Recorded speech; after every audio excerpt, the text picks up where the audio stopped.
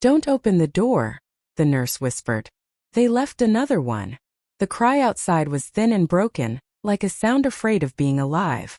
Rain hammered the metal awning as she pushed the door open anyway. A bundle lay in the corner, soaked, shaking, fighting the storm.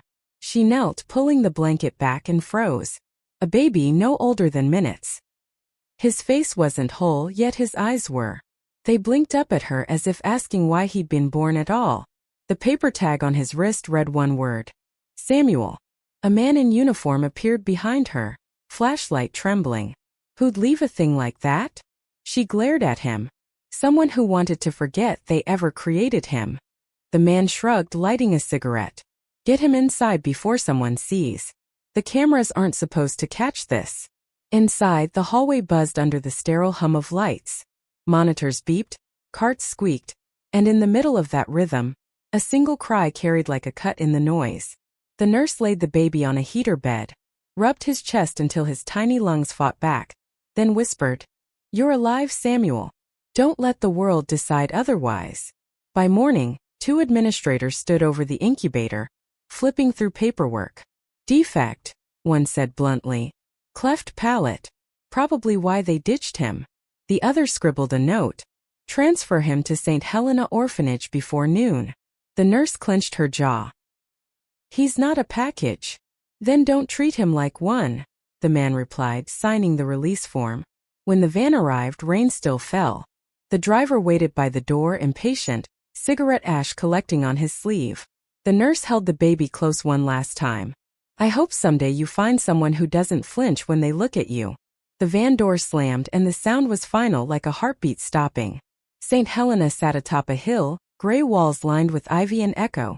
Sister Agnes took the basket, gasped softly, then smiled through pity. "You poor child." Her assistant muttered, "Another mouth to feed." Agnes ignored her. "Every child deserves to be seen," she said. But Samuel learned quickly that being seen could hurt more than being invisible. He grew into silence. At 6, he could read faces better than words. The other kids called him Stitch. When they laughed, he didn't cry, he just listened. His quiet scared them more than anger would have. At night, Sister Agnes prayed aloud for him. "Lord, teach the world to love what it doesn't understand." Samuel sat near the window, tracing raindrops as if each one was a word he couldn't say. When visitors came to adopt, the children lined up in neat rows, smiling like auditioning actors. Samuel stood at the end, face half turned to hide the scar. A woman in heels whispered to her husband, "He's sweet but complicated."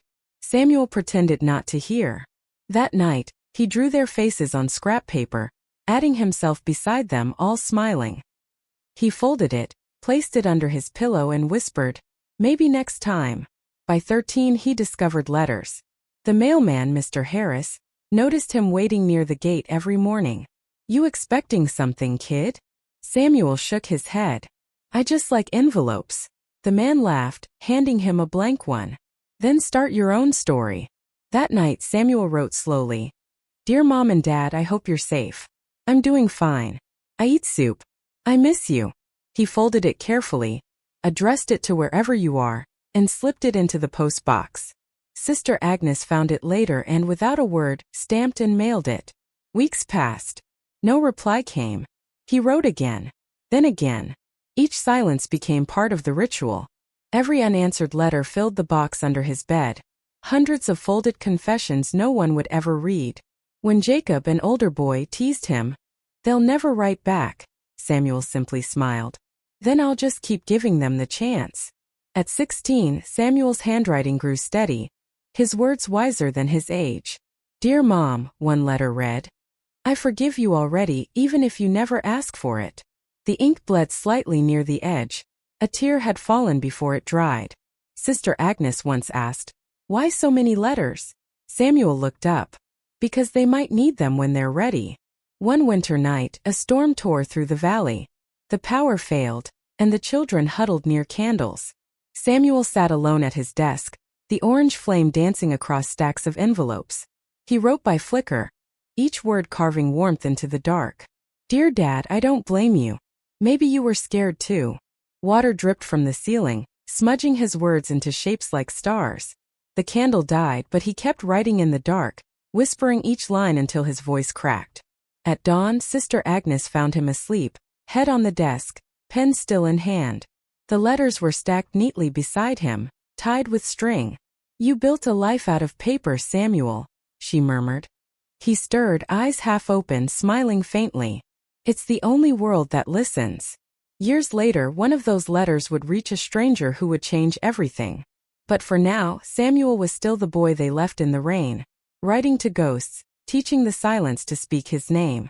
Outside, dawn broke over the orphanage like forgiveness trying to rise. Inside, the scarred boy folded another letter, sealed it gently, and whispered, "I love you," to no one and to everyone. The wind carried the whisper down the hill, past the gate, toward the same door he had once been left beneath. Somewhere far away, a mother woke with tears on her pillow, not knowing why. Do you ever get tired of writing to people who'll never write back? The question came from Jacob, now 17, leaning against the orphanage railing as dawn painted the hill in gray. Samuel didn't look up. He was sealing another envelope, careful with the tape like it mattered. "I don't write to get answers," he said quietly. "I write so they never disappear." The postman's bike rattled along the gravel path.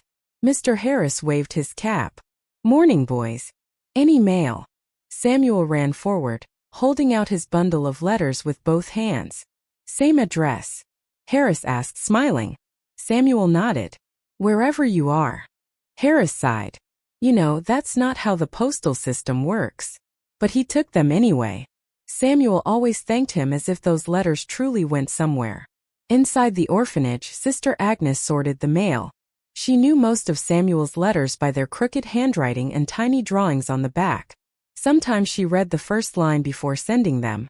"Dear Mom and Dad, I hope you're warm tonight." Each time her throat tightened. She never had the heart to stop him. At 16, Samuel had become the quiet rhythm of St. Helena. Every evening, while others laughed or fought, he sat by the window with his notebook, writing by candlelight. The other kids called it obsession, he called it breathing. The room around him was small, but in his letters he built entire worlds. Homes that smelled of cinnamon, parents who remembered birthdays, voices that said goodnight. Sometimes, in the silence, he whispered the words aloud, shaping them carefully with the lips that once drew mockery. The cleft had healed after years of surgeries, but the scar still cut through his reflection. He stared at it often, tracing it like punctuation. "You made me," he would whisper to the mirror, "so I'll make something back."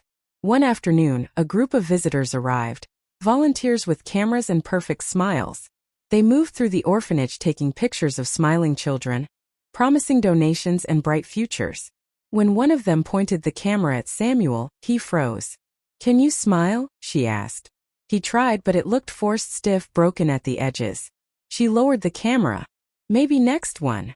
That night he wrote again. "Dear Mom, they took pictures of everyone today. I tried to look happy. Maybe you'll see it somewhere." He folded it neatly, adding a small drawing of himself smiling beside two shadowed figures.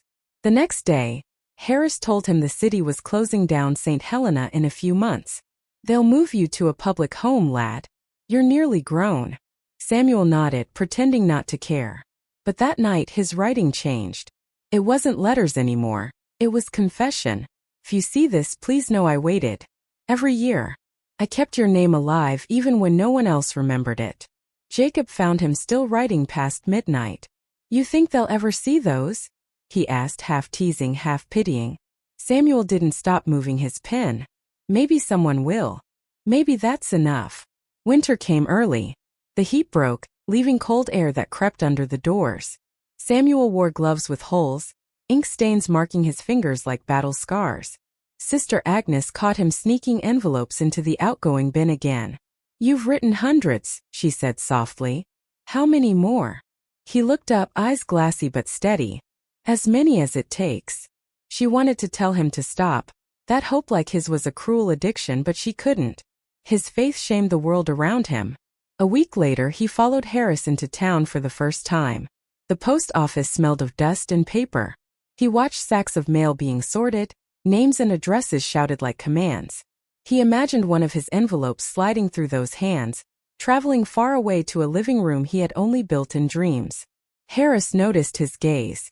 It's all a maze, kid. Letters get lost. That's life. Samuel smiled faintly. Then I'll send more, so they can't all get lost. That evening he wandered through the market, colors, voices, smells overwhelming him. Families laughed together, children tugging their parents' sleeves. He stood near a bakery window, watching a father lift his daughter to reach a pastry. The warmth behind that glass hurt more than any scar. He pulled a small notebook from his coat and wrote, I saw a man today who looked like you. He smiled at his daughter the way I imagine you smiled at me once.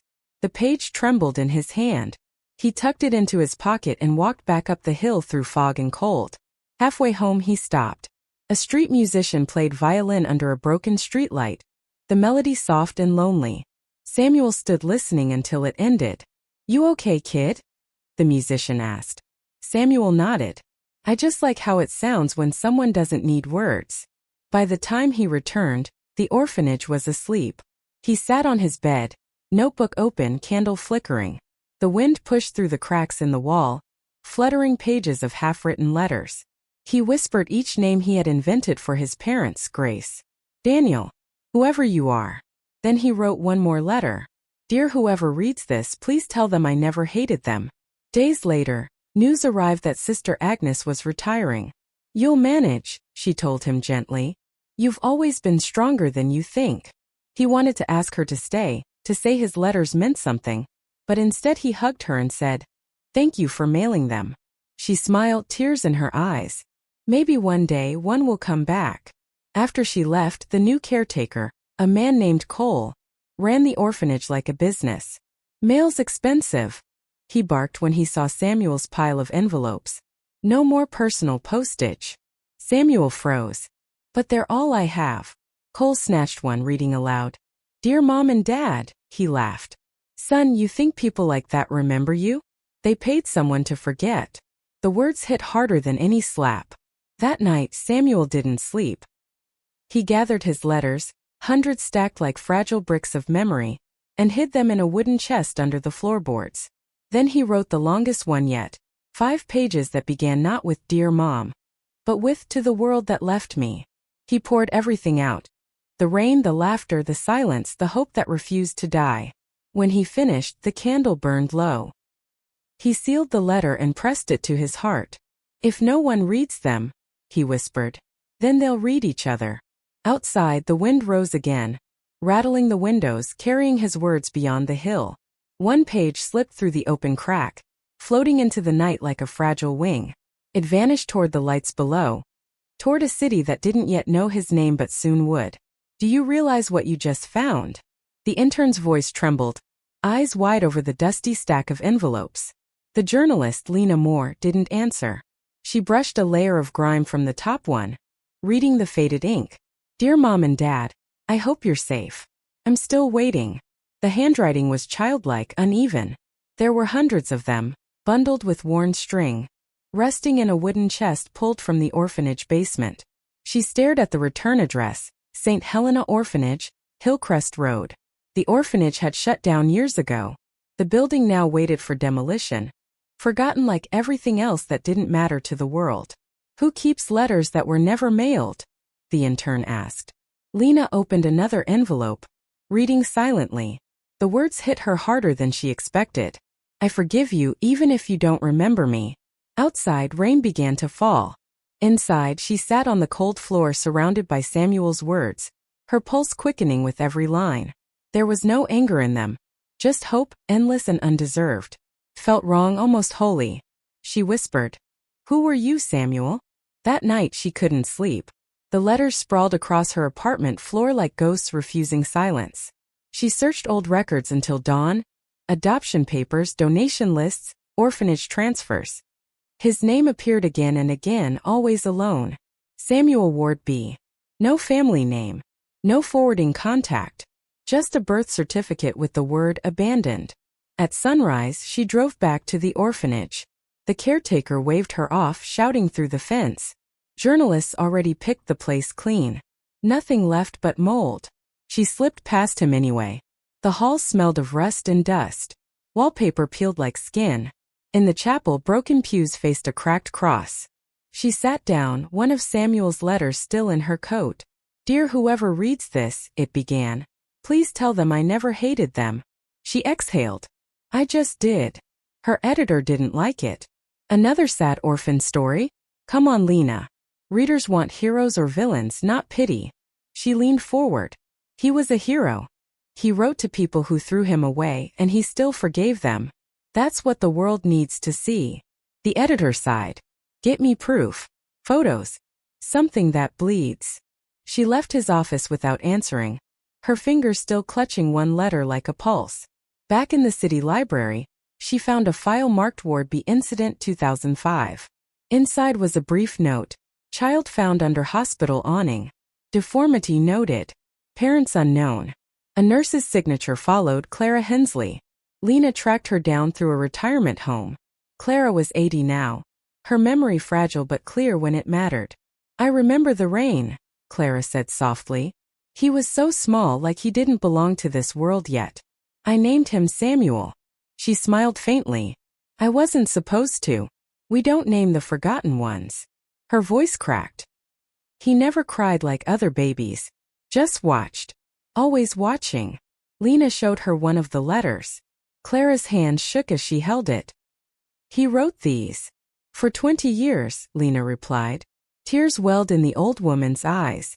"Then he never stopped talking to the people who left him." She looked out the window. "That's more heart than most of us have." Later, Lena visited the hill again, this time with a camera crew. The orphanage stood like a skeleton, windows hollow, wind sighing through its ribs. She filmed the chest, the letters, the silent desks. "This isn't just a story," she said quietly into the mic. "It's a life no one answered." When the article went live, it spread faster than she expected. The boy who wrote letters to no one. Within hours, comments flooded in: outrage, tears, confessions. People shared their own letters to parents who'd left, friends who'd vanished, lovers who'd stopped calling. Samuel's story became everyone's reflection. The world that ignored him began to remember itself. One night, as she scrolled through the response, Lena's phone rang. "Is this about the letters?" The voice was deep, steady, older. "I need to meet you." "Who is this?"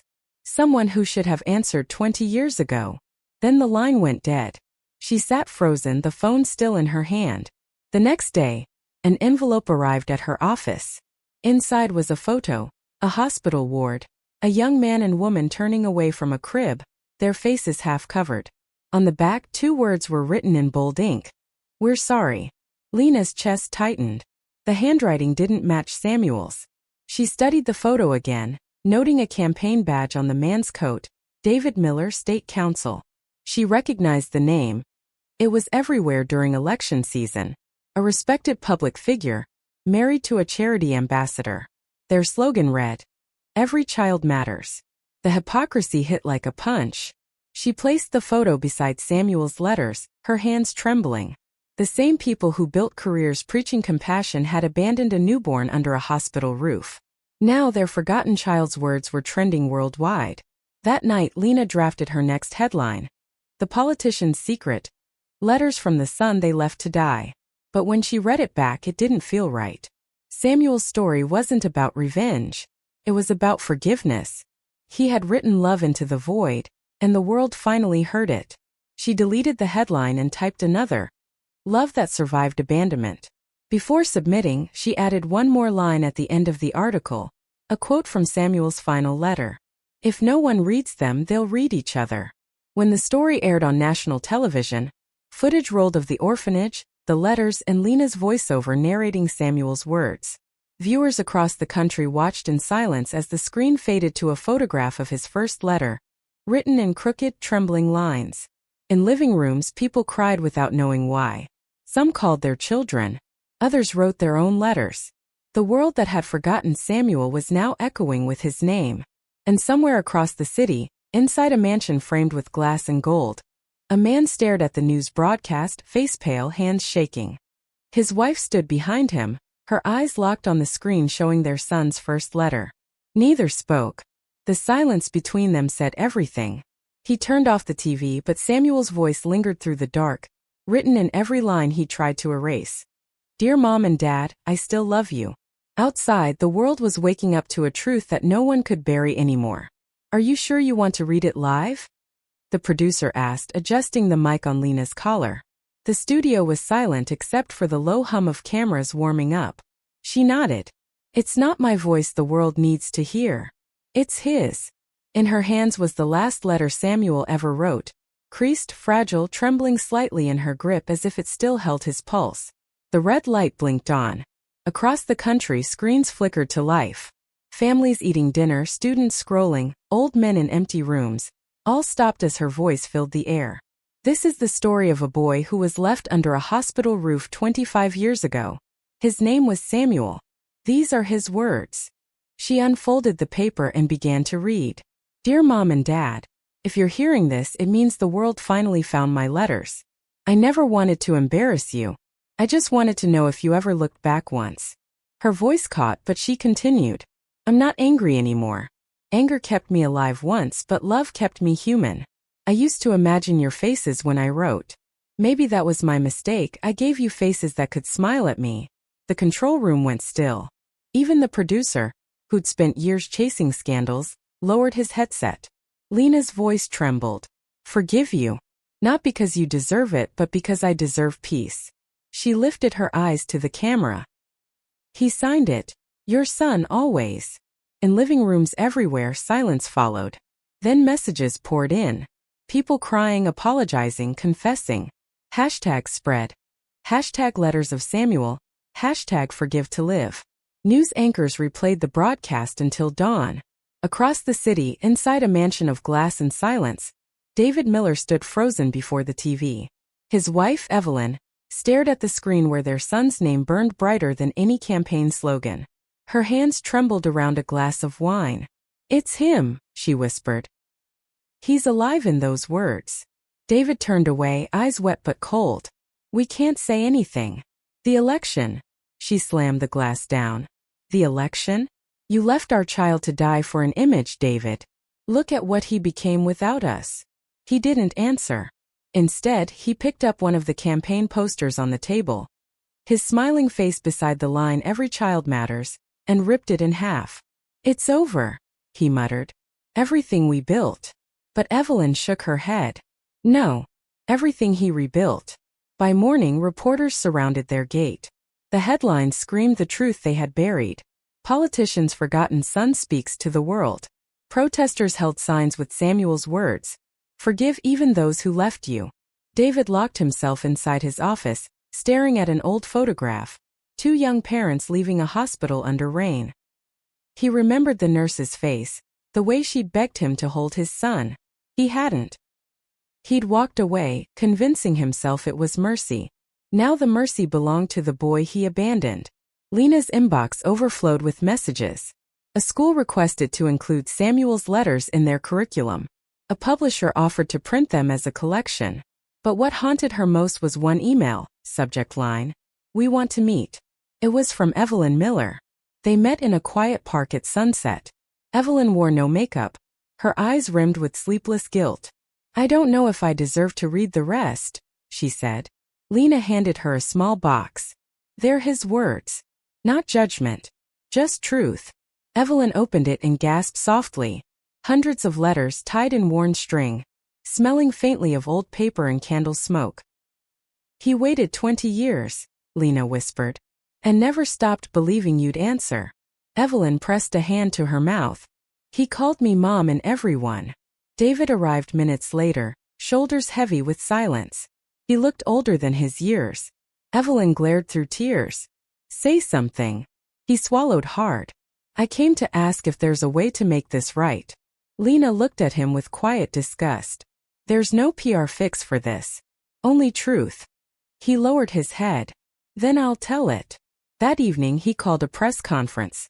Cameras flashed as he stepped to the podium, face pale, voice shaking.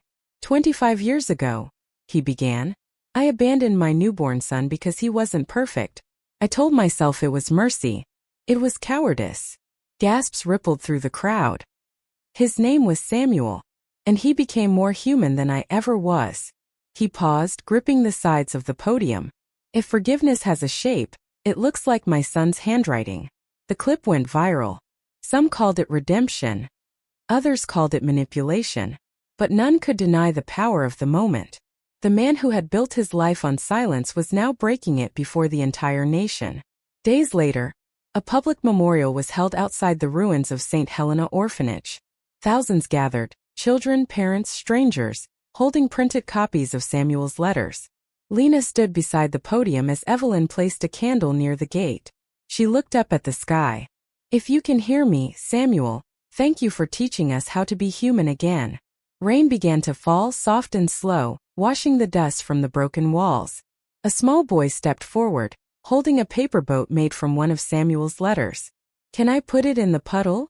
he asked. Evelyn nodded through tears. The paper floated, the ink bleeding into the water like veins of forgiveness.